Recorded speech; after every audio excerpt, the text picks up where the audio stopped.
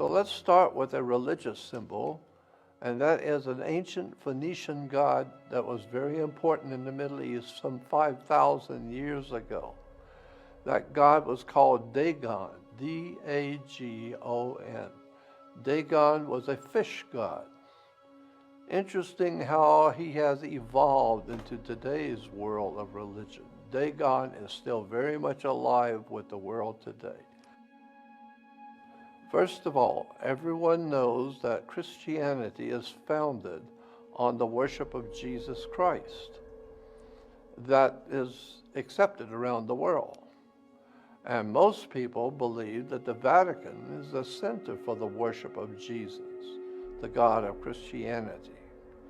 However, millions of people also believe that the Pope of Rome is leading the Christians to worship Jesus throughout the world.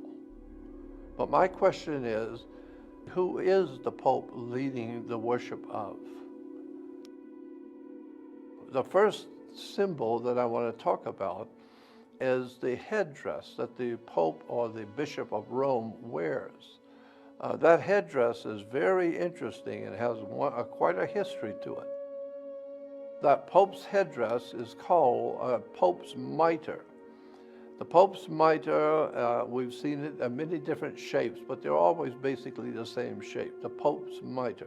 It's an official headdress worn only by the Pope, or supposedly only by the Pope. But we need to understand that that symbol goes back at least 5,000 years.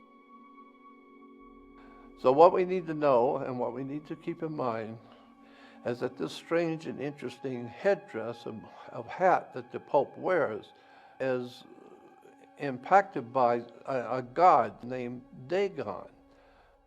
Dagon was a god of the Philistines, and Dagon comes from the word dag, which means fish. So Dagon was a fish god. And here we have pictures of another fish god named Anis, same god, but was worshipped in different countries under different names.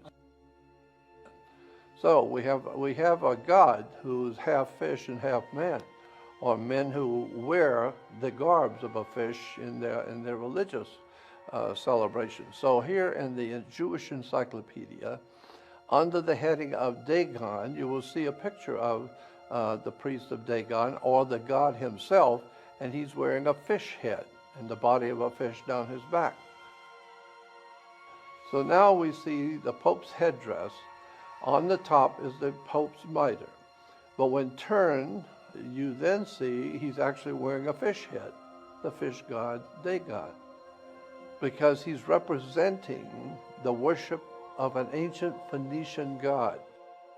So this is why today Christians on the back of their cars, you will see, have a fish symbol, thinking that that's to denote them as Christians worshiping Jesus. No, it's a fish symbol because it's denoting Dagon, the fish god.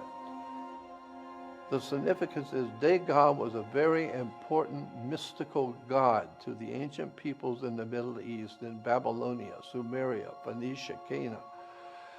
And that very powerful mystical god is still dominating the spirit and the intellectual thinking of religion even to today. So it's not Jesus that's influencing the Vatican and the Pope.